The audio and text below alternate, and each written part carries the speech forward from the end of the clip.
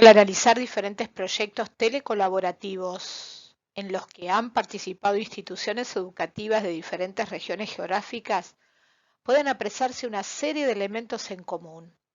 Y a partir de ellos es posible establecer algunas pautas y criterios que deberíamos considerar al momento de diseñar una propuesta de estas características.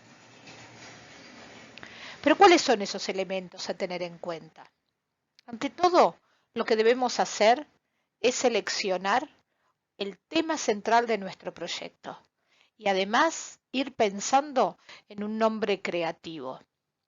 Entre las cosas que debemos considerar es qué desafíos de aprendizaje o problemas se pueden intentar resolver a partir de ese proyecto. O qué contenidos a nivel global pueden resultar interesantes para estudiantes de diferentes lugares del mundo. El tema elegido debe constituirse en el hilo conductor del proyecto. Debe ser relevante y para introducirlo en el contexto escolar debe permitir el abordaje de un tema curricular específico y central. O debe proponer un nuevo enfoque para el tratamiento de contenidos que sean difíciles de enseñar. Y por supuesto, debe tener en cuenta aspectos de la vida cotidiana o poseer algún tipo de interés sociocultural o patrimonial. Y por supuesto, promover el aprendizaje colaborativo. Otro de los elementos a tener en cuenta es la definición clara de los objetivos del proyecto. ¿Qué deberían aprender los estudiantes a partir de las diferentes actividades propuestas? Tendremos que redactar objetivos en términos de lo que se pretende que aprendan los estudiantes a través de su participación en la propuesta. Una buena formulación del objetivo principal y de los objetivos secundarios o complementarios específicos va a garantizar un buen proyecto, porque en torno a ellos se va a dar coherencia de los demás componentes del mismo. Debemos definir el objetivo principal u objetivo general, es decir, el propósito central del proyecto. Y también los objetivos específicos o complementarios, que son necesarios para alcanzar o consolidar el objetivo general, o que se van a derivar de él para poder lograrlo. Seguramente, en etapas más avanzadas de nuestra formulación, iremos modificando y enriqueciendo este primer listado. Y es muy importante que podamos establecer metas elevadas que demanden esfuerzo y compromiso, pero que finalmente puedan ser alcanzadas. Otro punto importante a considerar es determinar el modo de uso de las TIC en el proyecto. ¿Por qué tiene sentido hacer este proyecto en esta modalidad telecolaborativa o telemática? ¿Qué función van a cumplir las TIC en el desarrollo del proyecto? ¿Y cómo van a facilitar el aprendizaje? Es muy importante diseñar una articulación entre las TIC y el tema central del proyecto. Tenemos que realizar una selección cuidadosa de las herramientas tecnológicas, analizar el potencial y también sus limitaciones. Debemos proponer un uso efectivo de las TIC que aproveche su potencial para el aprendizaje del tema que vamos a abordar y en especial que cobre sentido al enriquecer el aprendizaje. La buena articulación de las TIC no constituye un fin en sí mismo, esto es muy importante, sino en realidad es un medio para lograr un aprendizaje valorado y lo que debe permitir son logros que serían muy poco factibles sin esta modalidad de proyecto telecolaborativo con integración de tecnología. Uno de los puntos más importantes a analizar es cómo estará orientada la colaboración en el proyecto. ¿Cómo se puede favorecer la colaboración? ¿Qué aspectos del diseño del proyecto hay que considerar para que los participantes colaboren entre sí? En un proceso de aprendizaje colaborativo, los participantes tienen que comprometerse a aprender algo juntos, es decir, que tienen que cooperar en el logro de una meta que no se puede lograr en forma individual. Porque para colaborar con otros, ¿sí? Es necesario que los participantes trabajen en un tema común, no solo simultáneamente en el tiempo, sino también de forma coordinada. Tienen que generar una interdependencia positiva, tienen que compartir responsabilidades, brindando apoyo y recibiendo, argumentando, aceptando opiniones diferentes de las propias, intercambiando información, comparando ideas, interpretaciones y por supuesto también representaciones alternativas, ¿no? Es muy importante que los participantes tengan absoluta claridad sobre la meta que persiguen. Tienen que saber qué es lo que se espera de ellos en términos de los productos, pero también del aprendizaje. ¿Y cuál va a ser su rol? ¿Qué compromisos y responsabilidades van a asumir en la tarea conjunta? Porque en la medida en que los participantes compartan los mismos desafíos simultáneamente, es más factible que tengan motivos para colaborar. Tenemos que intentar crear una conciencia de un nosotros, ¿sí? Generar un clima de pertenencia. Esto va a permitir, sin lugar a dudas, que se establezcan lazos entre todos los participantes y eso va a redundar, por supuesto, en mayor colaboración. Otro punto muy importante a considerar es cómo se va a desarrollar el intercambio entre los participantes. ¿Cómo se sostiene y favorece el intercambio? ¿De qué modo el intercambio puede facilitar los objetivos de aprendizaje propuestos? Porque en todo proyecto colaborativo se prevé un intercambio entre los participantes, pero tiene que ser planificado cuidadosamente con un objetivo claro. Tiene que favorecer o facilitar algún propósito de aprendizaje. Y las consignas para el intercambio tienen que ser muy claras y muy precisas.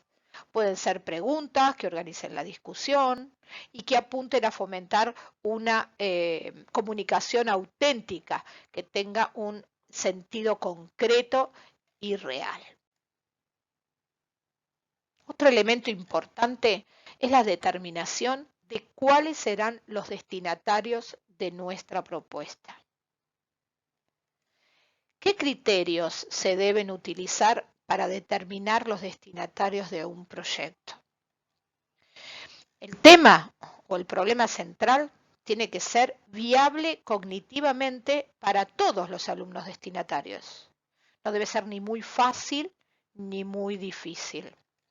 Los objetivos, las actividades, los criterios de evaluación del proyecto tienen que ser coherentes con los destinatarios. Lo mismo que los recursos educativos y la información. Tiene que ser pertinentes para las edades a las que va dirigida. O sea que si se desea una amplitud en la edad de los destinatarios, hay que ajustar los objetivos y las actividades y también los criterios de evaluación para que todos se encuentren representados.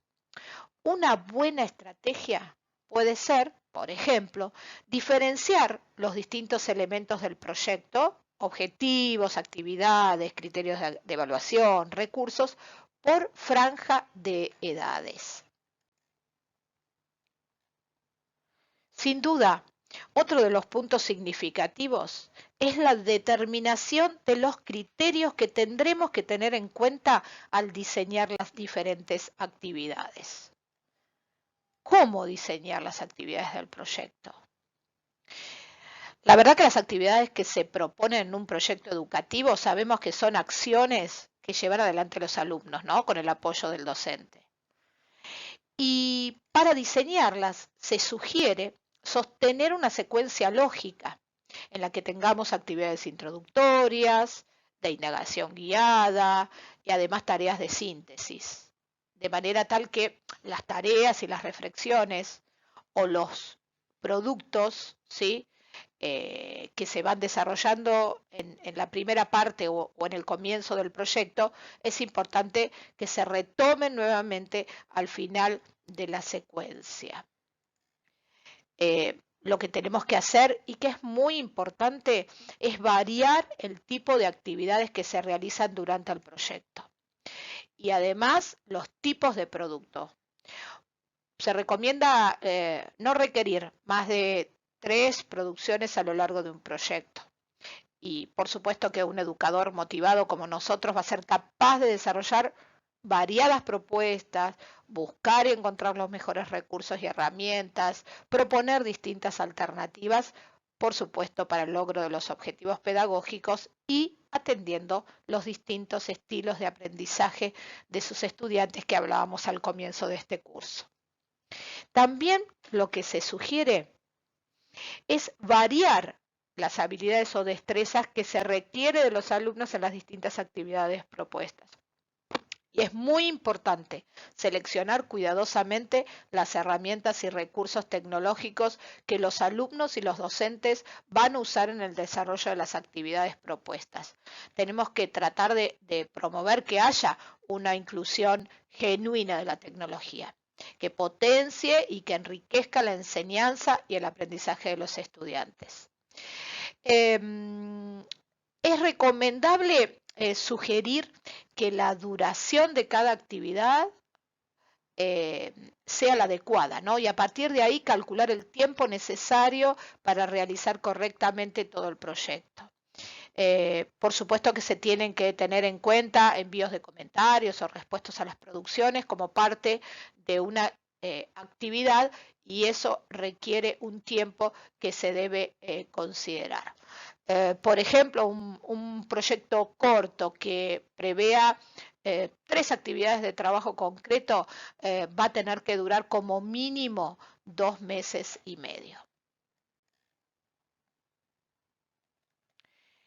Determinar cómo se desarrollará la evaluación durante el proyecto es un punto muy importante a la hora de diseñarlo. ¿Cómo saben los docentes si los alumnos han aprendido? ¿Y cómo saben los alumnos si han aprendido? En un proyecto de estas características, la evaluación debe ser continua a lo largo de todo el proyecto colaborativo. Los criterios con los que los alumnos serán evaluados deberán estar muy claros y presentes desde el inicio del proyecto. Y por supuesto tienen que estar articulados con las metas de aprendizaje. Es muy importante prever una instancia de autoevaluación o de coevaluación que permita a los alumnos reflexionar sobre su propio proceso de aprendizaje. Opcionalmente, y esto es algo que sugerimos, se pueden incluir rúbricas de evaluación. Esto va a permitir evaluar el proceso del trabajo grupal, que es fundamental en una propuesta de estas características. Llegamos al punto de determinar cuáles son los requisitos fundamentales desde el punto de vista técnico o tecnológico para el desarrollo de un proyecto que utiliza las telecomunicaciones para su desarrollo y que además integra herramientas y recursos tecnológicos en sus actividades. ¿Qué infraestructura tecnológica se requiere? ¿Es viable para la mayoría de las escuelas? Es importante explicitar qué equipamiento se necesita para el desarrollo del proyecto y cuál va a ser la frecuencia del uso del mismo y, por ejemplo, de la conexión a Internet si se requiere. El docente debe conocer estos requerimientos para decidir si asume el compromiso que va a implicar participar o no del proyecto.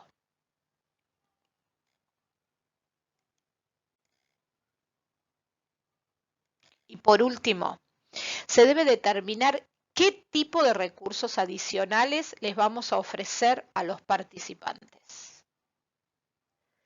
¿Qué material de apoyo vamos a ofrecer?